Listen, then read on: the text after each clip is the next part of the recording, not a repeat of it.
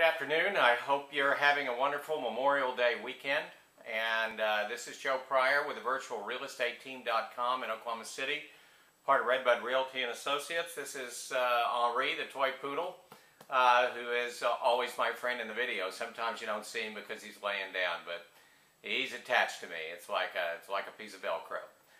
Today I want to talk again about expired listings and discuss what I see. And I've talked about this before, but I think strategy and some misconceptions about how houses sell sometimes, I think it's important to talk about. Now, like a lot of realtors, or maybe not like a lot of realtors, I do a lot of different kinds of marketing. I have multiple websites. I have multimedia flyers. We do videos. We do virtual tours. We have special IDX solutions, Google AdWord, pay-per-click, I mean on and on and on and on.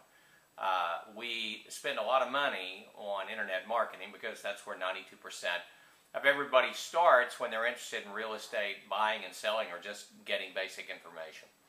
So it's not the only thing we do, but it is a major part of our business right now. And if you're not doing all of those things, then you're just not doing the client a service. But I think sometimes lost in all this wonderful technology that I didn't necessarily grow up with. I mean, when I was a kid, having a color TV was a miracle. But now it's like, oh my God, I got all these bells and whistles and cool things and stuff flying in and out of my websites. What gets lost in this whole process is that, in my opinion, marketing in and of itself has never sold a home.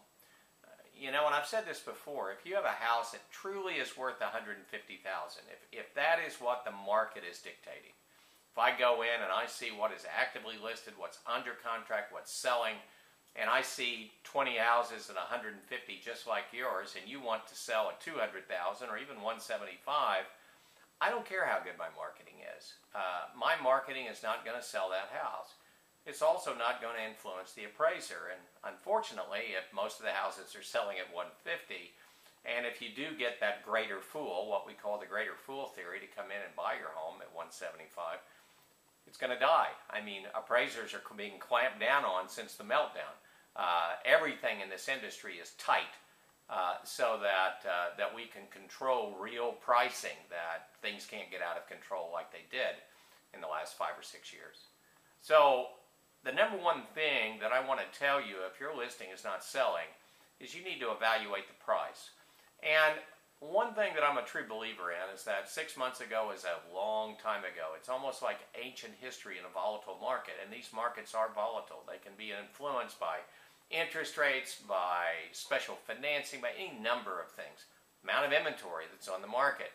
All these things can change a market. What I really care about, besides trend lines going 12, 6, and 3 months, is what is sold in 3 months, what has gone under contract in the last 30 days, and then how many houses that are actively being marketed right now that are in your market area that people have to choose from. That's called absorption rate.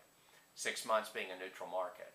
So if you have 7, 8, 9, 10 months of inventory on the market and you're priced on the high side, it's just not probably going to work. I mean, it is just a situation where you cannot price that way. Now, if there's only 2 months of inventory, which means things are moving really, really fast, then yes, I think we can go towards the high side, granted that you have a great location, that your house is beautiful, because this is a price war coupled with a beauty contest in the real estate market that we know today.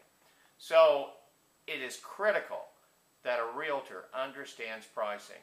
Not only do we do all these things, but we go the extra mile in training. One of the early things I did in my real estate career is get certified as an appraiser. Now, I didn't do that because I wanted a second career or a fallback position. I did this because I wanted to be able to price a house properly. I wanted to know the details of, you know, how you measure a home, what gives value, what doesn't give value, what is added onto a house that may give some added value but not the same as you might think. And so what we do is we throw all this into the mix in order to give you the proper price. If that's done, then great marketing is going to sell your house. And the reason why is that a wide angle awareness, in other words, being found everywhere, on the internet that is possible for people to search for real estate. Single property websites that we create, Realtor.com, Trulia, Zillow, Craigslist, you name it. These things have got to be done. Proper pricing, great marketing go hand in glove. It's a natural combination, and you really need both if your house is going to sell. Now, if you owe too much money, you might consider a short sale. We are also short sale specialists.